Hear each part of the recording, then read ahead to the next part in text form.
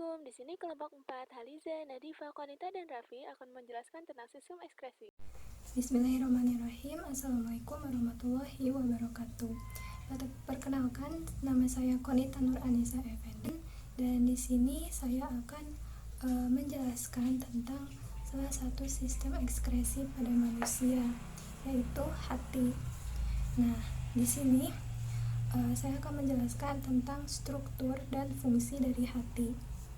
Nah, di sini dapat dilihat bagaimana struktur dari hati, di mana di situ terlihat di hati ada lobus kanan, lalu ada lobus kiri, di atasnya di situ ada ligamen koroner, lalu di bawah ada ligamen sabit, dan di bawah ligamen sabit di situ ada ligamen bulat. Nah, lalu yang berada di bawah berwarna hijau itu ialah kantung empedu. Lalu dapat kita lihat juga di situ bagaimana struktur dari kantung empedu tersebut. Di situ ada ductus cysticus, lalu ada ductus hepaticus, lalu ada ductus biliaris di bawahnya, dan tentu saja di situ ada kantung empedu. Nah, selanjutnya kita beralih kepada fungsi hati itu sendiri. Nah, selain dalam sistem pencernaan, hati ini juga berfungsi dalam sistem ekskresi, yang dimana fungsi sistem ekskresinya ini yaitu untuk menghasilkan empedu secara terus-menerus dan yang akan ditampung dalam kantung empedu itu sendiri. Nah, hati ini akan menghasilkan empedu sebanyak 800 sampai 1000 mili per harinya. Nah, lalu untuk empedu sendiri dia berfungsi untuk mencerna lemak, lalu mengaktifkan lipase, lalu berperan dalam absorpsi lemak di dalam usus halus, dan juga mengubah zat yang tidak larut dalam air menjadi zat yang larut dalam air, dan yang terakhir juga berfungsi sebagai pembentukan urea. Lalu selanjutnya di sini saya juga akan menjelaskan tentang struktur dan fungsi dari kulit. Nah, di sini dapat kita lihat bagaimana struktur dari kulit. Nah, struktur kulit itu terdiri dari 3 lapisan, yaitu epidermis atau lapisan luar, lalu dermis lapisan dalam, dan hipodermis atau lapisan bawah. Nah, di masing-masing lapisan ini terdiri dari macam-macam jenisnya. Yang pertama itu ada epidermis atau lapisan luar. Nah, epidermis ini terdiri dari 5 stratum, yaitu yang pertama ada stratum corneum atau lapisan tanduk, lalu stratum lucidum, stratum granulosum, stratum spinosum, dan stratum basal. Nah, lalu dalam jaringan dermis atau jaringan lapisan dalam ini terdiri dari rambut, lalu pembuluh darah, kelenjar minyak, kelenjar keringat, dan juga saraf. Nah, dan yang terakhir itu lapisan hipodermis atau lapisan bawah. Nah, di sini itu mengandung banyak sekali lemak. Lalu selanjutnya beralih ke fungsi. Nah, fungsi ekskresi kulit ini berfungsi sebagai mengeluarkan keringat yang mengandung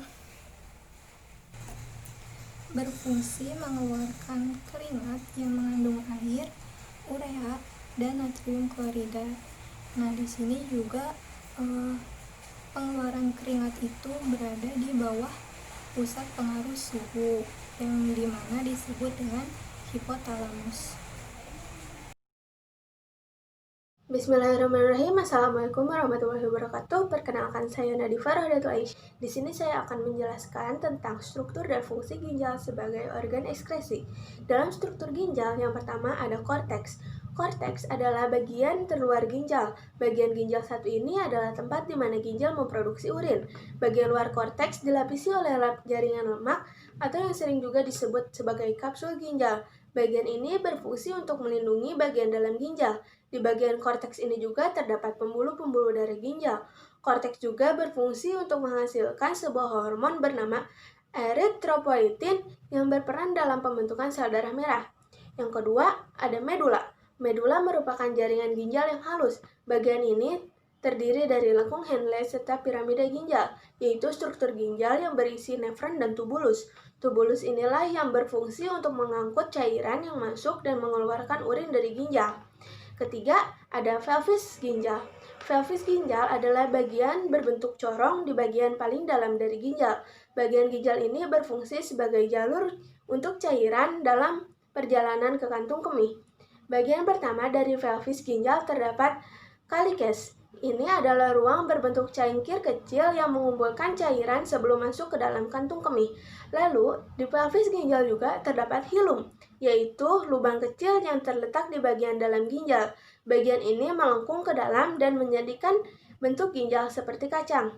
Nomor 4, ada arteri ginjal.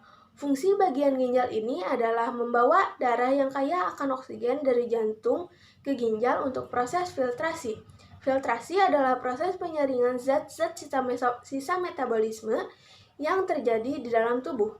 5. Ada vena ginjal. Fungsi vena ginjal adalah membawa darah yang sudah disaring oleh ginjal kembali ke jantung. Keenam, ada ureter. Ureter adalah bagian ginjal yang menyerupai tabung otot yang berfungsi mendorong urin ke dalam kantung kemih. Panjang ureter sekitar 20-30 cm dengan diameter maksimal kurang lebih 1,7 cm. Terima kasih. Fungsi ginjal secara umum adalah untuk menyaring darah dan membuang zat-zat limbah yang ada pada tubuh. Limbah ini akan dibuang dalam bentuk urin. Dari 200 liter darah yang disaring oleh ginjal setiap harinya, ada sekitar 2 liter zat limbah yang akan dibuang melalui urin. Tidak hanya membuang zat limbah, ginjal juga berfungsi untuk menyerap kembali zat-zat penting seperti asam amino, gula, natrium, kalium, dan berbagai nutrisi lainnya. Assalamualaikum warahmatullahi wabarakatuh. Saya Haliza Aulia Unnisa Az-Zahra. Di sini saya akan menjelaskan mengenai paru-paru sebagai organ dalam sistem ekskresi pada manusia. Paru-paru terdiri dari dua bagian, yaitu paru-paru bagian kanan dan paru-paru bagian kiri. Pada paru-paru bagian kanan terdiri dari 3 lobus, dan paru-paru bagian kiri terdiri dari 2 lobus. Sehingga paru-paru bagian kanan memiliki ukuran dan berat yang lebih besar dibandingkan dengan paru-paru bagian kiri. Adapun fungsi dari paru-paru dalam organ ekskresi pada manusia yaitu berfungsi untuk mengeluarkan karbon dioksida CO2 dan uap air H2O. Selain itu, struktur dari paru-paru ini yaitu yang pertama, trakea atau tenggorokan. Trakea merupakan bagian dari paru-paru yang berfungsi sebagai saluran pernafasan karena menghubungkan laring dengan bronkus. Trakea ini memiliki struktur berbentuk tabung dengan panjang sekitar 5 inci. Kemudian yang kedua yaitu bronkus. Bronkus merupakan batang tenggorok yang terletak setelah tenggorokan. Bronkus ini menghubungkan paru-paru bagian kanan dan paru-paru bagian kiri serta trakea. Bronkus ini adalah bagian paru-paru yang memastikan udara masuk dari trakea ke alveolus. Selain itu, bronkus ini berfungsi untuk mencegah infeksi karena terdiri dari berbagai jenis sel, termasuk sel-sel yang bersilia atau sel-sel yang berlendir. Sel-sel inilah yang nantinya akan mencegah atau menghambat bakteri masuk ke dalam paru-paru.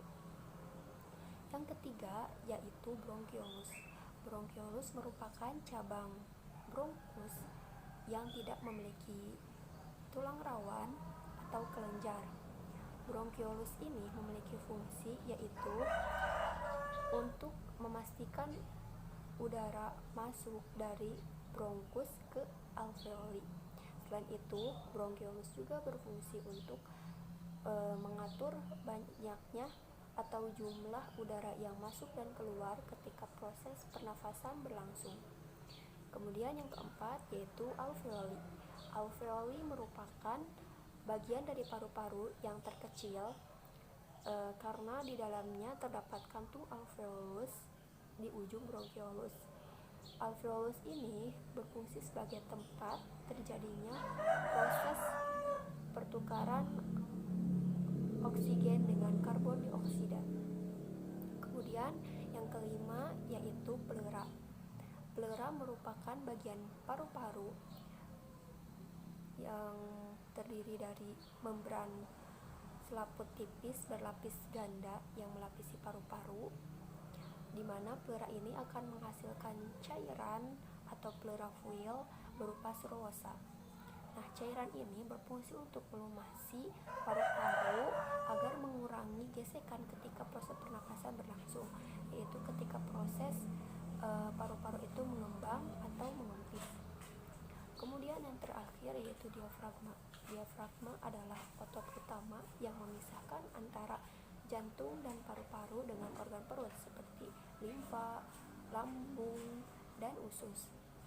Atau disebut juga diafragma ini adalah pembatas antara rongga perut dengan rongga dada. Nah, fungsi dari diafragma ini adalah untuk proses pernapasan perut. Itulah penjelasan mengenai paru-paru sebagai organ ekskresi pada manusia. Terima kasih. Wassalamualaikum warahmatullahi wabarakatuh. Nah, saya Raffi Ajeng Mutralo di sini akan melanjutkan materi selanjutnya yaitu struktur cacing dan ekskresinya. Nah, untuk struktur ada mulut, pangkal tenggorokan, pembuluh penampung, sistem saraf, pembuluh ventral, saluran ekskresi, goiter, usus, dan ruas. Struktur tubuh cacing tanah adalah tubuh cacing tanah berbentuk giling, memanjang, dan bersegmen jelas. Panjang tubuh kira-kira lebih dari 100 metameter. Cacing punya mulut berbentuk celah pada ujung anterior di bawah penduluran dorsal yang disebut protomium dan anus pada ujung posterior. Cacing yang telah dewasa mengalami pembekakan lunak yang disebut clitium pada tiap segmen. Kecuali segmen pertama dan terakhir, terdapat 4 pasang stay atau bulu sikat pendek dan selom bersekat transversal di bawah lipatan kulit. Sistem pencernaan terdiri atas tractus digestivus yang berupa sebuah tabung kecil yang dimulai dari mulut, faring, esofagus, tembolok atau inguinal berdinding tipis, gizzard atau lambung tebal, usus halus sampai anus. Nah, cacing tanah memiliki organ ekskresi berupa nephridium.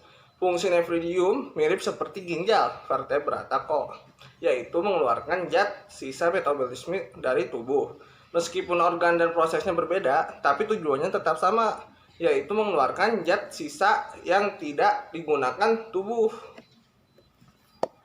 Nah, dan selanjutnya ada sistem struktur dan sistem ekskresi pada belalang. Untuk struktur belalang, dia memiliki mulut, usus tengah, tubulus Malpighi, cairan selom, dan usus belakang.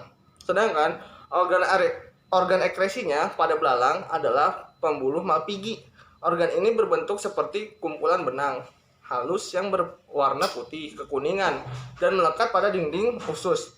Saat itu pula terjadi proses pemindahan urea, sampah nitrogen, ion K, Cl, dan air dari hemolimfa ke pembuluh Malpighi. Ini adalah struktur belalang dan organ ekskresinya. Untuk struktur belalang, dia memiliki mulut, usus tengah, tubulus malpighi, cairan selom. Sekian untuk penjelasan cacing dan belalang.